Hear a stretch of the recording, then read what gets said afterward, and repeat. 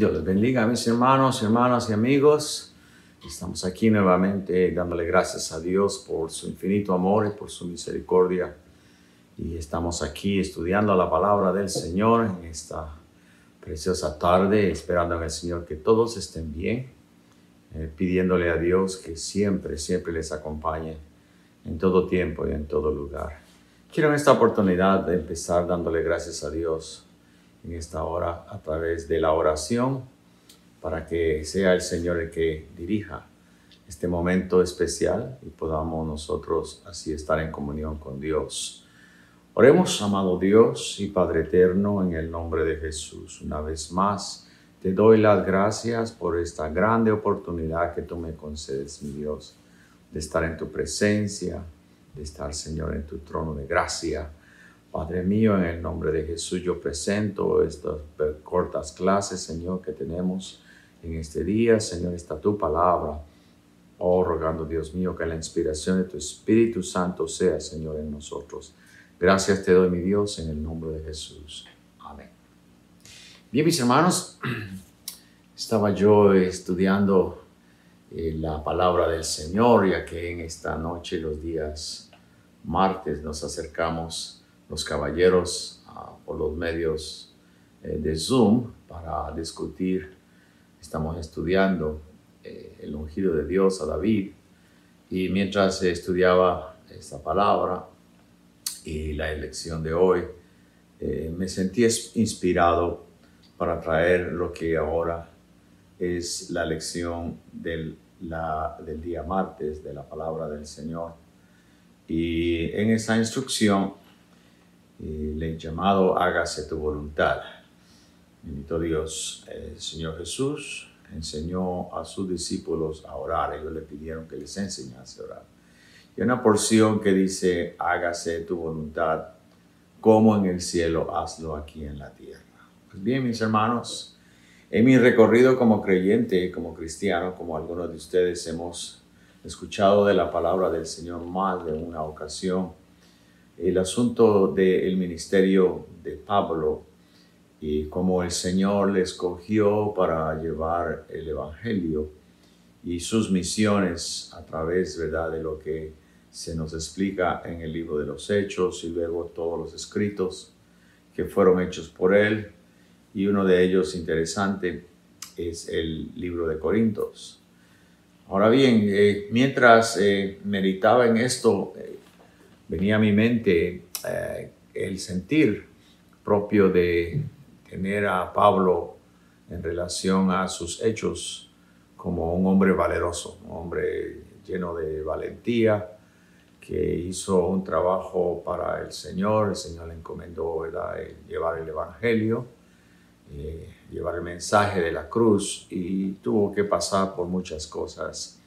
Y para mí, que siendo un ejemplo, según las Escrituras, de todas las cosas que allí le conllevaron en su vida para testimonio nuestro, siempre tuve, ¿verdad?, el factor de la valentía en mente, en mi corazón.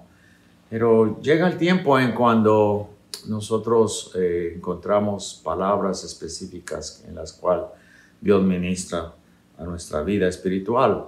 Y encontré un pasaje que me llamó la atención, que quisiera compartir con ustedes.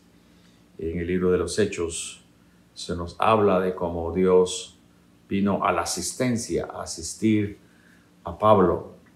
Parece que Pablo necesitaba de Dios, y Dios, que siempre está allí para los suyos, estaba dispuesto a ayudarles. Y entonces he titulado esta sección, hágase la voluntad de Dios.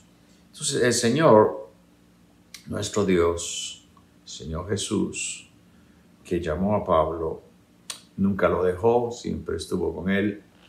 Y el libro de Hechos, en el capítulo 18, el versículo 9, encontré este pasaje que dice de la siguiente forma: entonces el Señor dijo a Pablo en visión de noche, no temas, sino habla y no calles, porque yo estoy contigo, y ninguno pondrá sobre ti la mano para hacerte mal. porque yo tengo mucho pueblo en esta ciudad. Pues bien, durante las lecciones que hemos tenido, aparece el asunto del temor. Aquellos hombres de Dios, escogidos por Dios para una misión específica, los vemos trabajando conforme a lo que Dios demanda de ellos. Y en medio de su ministerio hay cosas que nosotros, por ejemplo, yo, que había visto a Pablo siempre como un hombre valeroso y dispuesto a trabajar por el Señor, empieza a ver la historia de Pablo, cuando Pablo estuvo específicamente persiguiendo a la iglesia. Según él estaba haciendo lo correcto en aquella ocasión y demandaba que se le dieran cartas para perseguir a los cristianos de su tiempo, y eran para entregarlos a los calabozos, para castigarlos, para que el evangelio no siguiera más adelante.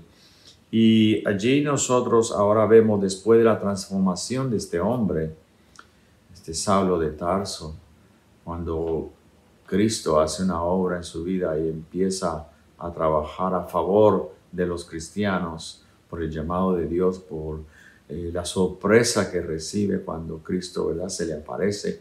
Él lo describe como un abortivo, aleluya, camino, ¿verdad?, a una ciudad, y entonces a Damasco. Y entonces dice la palabra que Cristo se le apareció. Y entonces allí hubo una conversión. Vemos allí como el Señor Jesús empieza a trabajar en la vida de Pablo. Ahora que ya Pablo es escogido, ya que Pablo es enviado para las misiones, llevar este evangelio, lo vemos en una circunstancia en la cual, según el capítulo y versículo que hemos leído, él siente temor. Dios tiene que venir a su vida. Aquel hombre valeroso ahora siente temor. Por eso aquí el versículo dice, el Señor le dijo a Pablo en una visión de noche, no temas, no temas. Allí se revela los sentimientos humanos del apóstol Pablo. Era muy evidente que Pablo a este tiempo tenía cierta oposición de la gente por lo que él hacía. Oposición, comenzó a levantarse el odio contra él porque llevaba este evangelio, y entonces comenzó a temer y comenzó a dudar si debía abandonar Corinto o de alejarse o callarse por un poco de tiempo. Y es sorprendente, ¿verdad? Porque buscando en la Biblia, encontré en la primera carta a los Corintios, en el capítulo 12, versículo 3, las palabras de este Pablo, que humanamente dice con sus propias palabras, estuve entre ustedes con tanta debilidad que temblaba yo de miedo. Tenía el llamado de Dios, tenía en sus manos el llevar el evangelio, pero ahora se siente perseguido, en su humanidad, se siente débil, hay una debilidad en él que reconoce y empieza a dudar. Su fe empieza a tambalear y no sabía si abandonar aquella ciudad de Corinto donde había sido enviado o callar por un tiempo. Y él confiesa, dice, estuve con tanta debilidad que, dice, su cuerpo temblaba de miedo. Esos sentimientos que aquí Pablo habla no solamente son su experiencia, sino su debilidad. Y a veces aquellos que son fieles a Dios tienen que pasar por circunstancias difíciles, como el asunto de Pablo, que aquí nos deja saber el sentido humano, ¿verdad?, cómo él se sentía. Y entonces no fue el único. Aún, ¿verdad?, buscando en la Biblia aquellos hombres que le servían a Dios, estaban dispuestos a hacer el trabajo que Dios les encomienda, les pone en sus manos. Encontramos al profeta Elías. El profeta Elías es digno de admirar. Dice que Elías, cuando Elías oraba, un hombre con debilidades como las nuestras, humanamente, ¿verdad? Carne y sangre como nosotros. Él podía orar y dice la palabra que su oración pudo llegar a Dios de tal forma que pudo detener el sol en su lugar. El poder de la oración, el poder de Dios era demostrado a través de Elías. Tuvo un tiempo Elías también como profeta de Dios que sintió su debilidad. Y la Biblia nos habla en Primera de Reyes 19:4 que dice, se internó en el desierto y después de caminar todo un día, según la palabra de Dios, se sentó a descansar debajo de un enebro con deseo de morirse y exclamó diciendo, Señor, ya no puedo más, quítame la vida, pues no soy mejor que mis antepasados. Entonces el poder de Dios que se demostró en Elías nos muestra también que no solamente era instrumento de Dios, sino que era tan humano como usted y yo, hermano y amigo que me escucha, que dice, ¿verdad?, que él mismo deseaba quitarse la vida. Llegó a lo más bajo, ¿verdad?, de su sentir tan profundo, que dijo que no era mejor que sus antepasados y le pide a Dios que le quite la vida.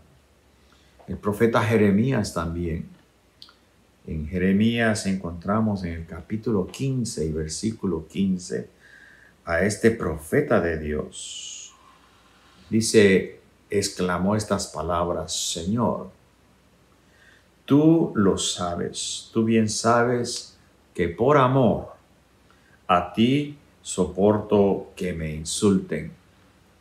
Acuérdate de mí, ven a visitarme, véngame de mis enemigos. Él pedía por venganza, ¿verdad? Porque ya no soportaba más lo que estaba sucediendo en su vida. Dice, por amor he soportado que me insulten, pero acuérdate de mí. Y el deseo de este Jeremías, este profeta de Dios, era que la venganza viniese de Dios. Y él dice, no demores más tu enojo. En otras palabras, que él deseaba que Dios hiciera algo en contra de los enemigos de Jeremías. Y entonces dice, yo he soportado muchos insultos. Y le pide a Dios que se acuerde de él y lo saque, ¿verdad?, de ese lugar, de esas circunstancias. En esas circunstancias como estas que ya hemos hablado, Dios ha de encontrarse con sus escogidos, con sus separados para su obra, para infundirles aliento. Y todos ellos recibieron aliento por la palabra de Dios. Dios vino a sus vidas para alentarlos y les dio promesa, les prometió estar con ellos. Entonces, aquí en el caso de este Pablo, encontramos la palabra escrita que Dios le habló en visión de noche y le dijo, no temas, ¿verdad?, porque yo estoy contigo. El siguiente versículo, el versículo 10, yo estoy contigo.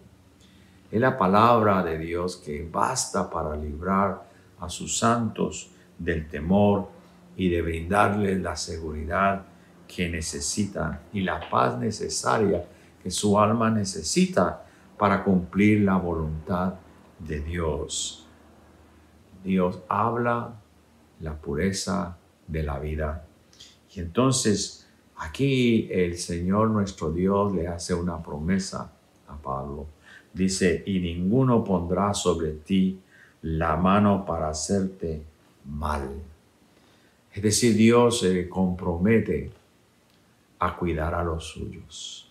Mientras estén haciendo su voluntad, aunque los temores vienen a la vida de los hombres de Dios, ellos pueden asegurarse que Dios viene para rescatarlos, para alentarlos, para fortalecerlos. Y una palabra de parte de Dios es suficiente aliento para proteger nuestra vida de todo temor.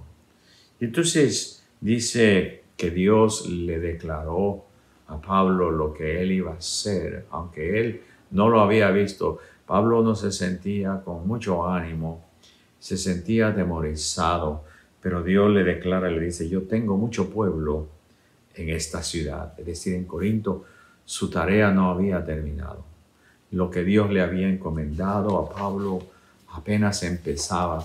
Aunque las fuerzas de Pablo se habían ido, como se fueron las de Elías, como se fueron las de Jeremías, como tantas cosas vienen a nuestra vida, muchos de los líderes nuestros en nuestra categoría como iglesia se desalientan, viene el desánimo, humanamente hablando se van las fuerzas.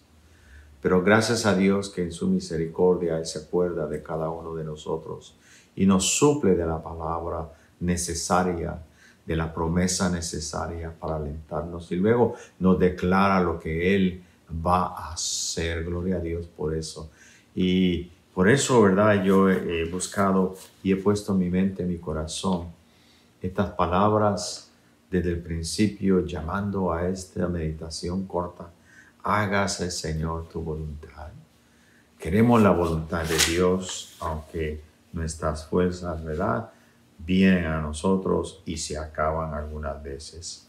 Y hay cosas que Dios pide de nosotros. Dios pidió de estos hombres que llevaran el evangelio a Pablo, que Jeremías siguiera profetizando, que Elías hiciese su trabajo también como profeta, con grandes señales y con grandes milagros. Y es lo que Dios pidió en su voluntad de cada uno de ellos. Y la asistencia de Dios siempre estuvo allí. ¿Qué es lo que Dios demanda de tu vida? ¿Qué es lo que Dios quiere de tu vida? Simplemente si abrimos la Biblia y encontramos la petición que el Señor Jesús nos da como ejemplo para pedirle a Dios, dice allí el Señor Jesús que oremos de esta forma: hágase tu voluntad,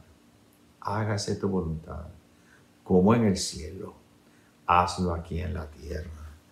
Y entonces Dios nos ha llamado a llevar este evangelio, a llevar la semilla del evangelio, la palabra y también el mensaje de la cruz, dando la esperanza a muchos que todavía no han encontrado lo que necesitan en su vida para ser salvos y para recibir una vida que es eterna. Y si recordamos el aliento que recibió Pablo, Pablo no había visto todo lo que Dios iba a hacer, y aunque sus fuerzas habían fallado, Dios estuvo alentándole con su palabra y su promesa. Entonces luego Pablo, después de pasar esa experiencia, él nos trae a nosotros el aliento por su experiencia. Qué precioso es Dios. Luego de escribir la segunda epístola en segunda de Corintios, encontramos por allá el capítulo 9, versículo 6, segunda de Corintios 9, 6, que dice: pero recuerden esto, el que poco siembra, poco cosecha, y el que mucho siembra, mucho cosecha. El que siembra amor, cosecha amor. El que siembra paz, cosecha paz. El que siembra comprensión, cosecha comprensión. El que siembra perdón, cosecha perdón. El que siembra ayuda, cosecha ayuda. Y el que siembra atención, cosecha atención. El que siembra respeto, cosecha respeto. El que siembra para la obra de Dios, cosecha prosperidad. Y el que siembra fe, cosecha fe. Cualquiera semilla que sembremos, buena o mala, cosecharemos. Gloria a Dios. Sembrar una buena semilla será tener una buena cosecha, pero sembrar una mala semilla será tener una mala cosecha.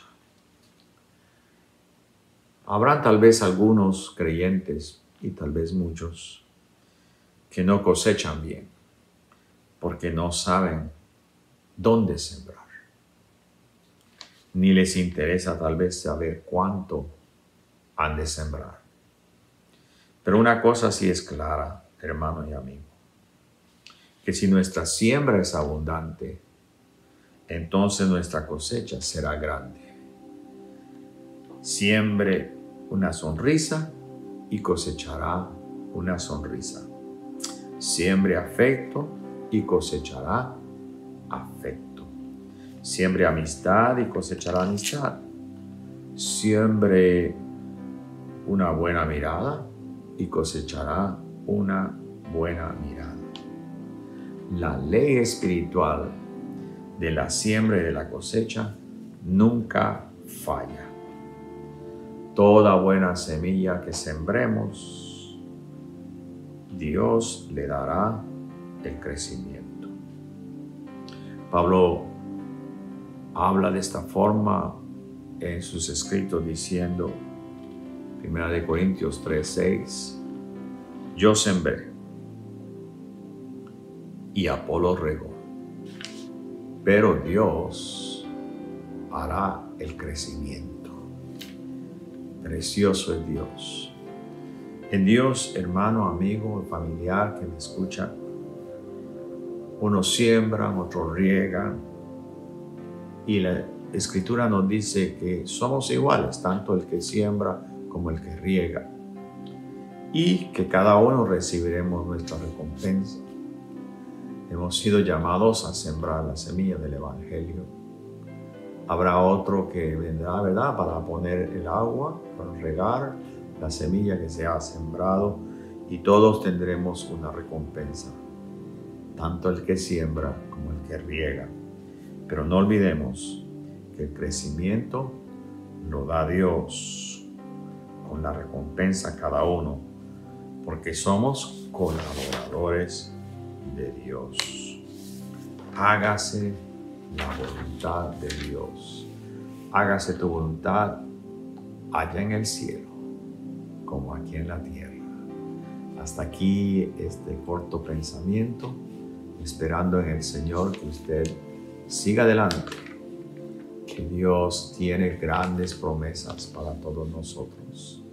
Que seamos fieles al Señor, que sigamos sembrando la semilla del Evangelio para que luego haya una cosecha y podamos así decir, yo sembré, Apolo regó, pero Dios dio el crecimiento.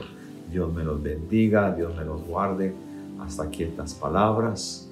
Vamos a dar gracias al Señor con una oración y a pedirle que Él sea siempre con nosotros donde quiera que vayamos, y que el aliento y la fuerza de su palabra nos levante para seguir adelante, llevando esta encomienda que Él nos ha puesto en nuestras manos. Aunque tenemos debilidades, Dios nos fortalece. Oremos. Amado Dios y Padre bueno, en el nombre de Jesús, te doy gracias por la palabra que, Dios mío, tú nos has mostrado y el aliento que viene de ti, Señor. Sabemos que tú no nos dejas ni nos abandonas, que tú estás con nosotros según tu promesa todos los días hasta el fin. Restaura y levanta, Señor, al caído. Padre Santo, aquellos que tú has escogido, dale nuevas fuerzas, Señor. Aliéntalos. Da, Dios mío, de tu espíritu, Dios mío, el aliento necesario para que tu obra se lleve a cabo y todos podamos darte toda la gloria que tú te mereces. Acompaña a mis amigos, a mis familiares y a mis hermanos en la fe, en sus hogares, en sus trabajos, donde quiera que ellos estén. Dale, Dios mío, conforme a la riqueza en gloria, toda bendición del cielo. Te lo pido no porque tenga ningún mérito, mas por los méritos de Cristo Jesús. Yo te lo pido, Señor. Amén y amén. Dios me los bendiga y Dios me los guarde. Hasta la próxima oportunidad. Amén.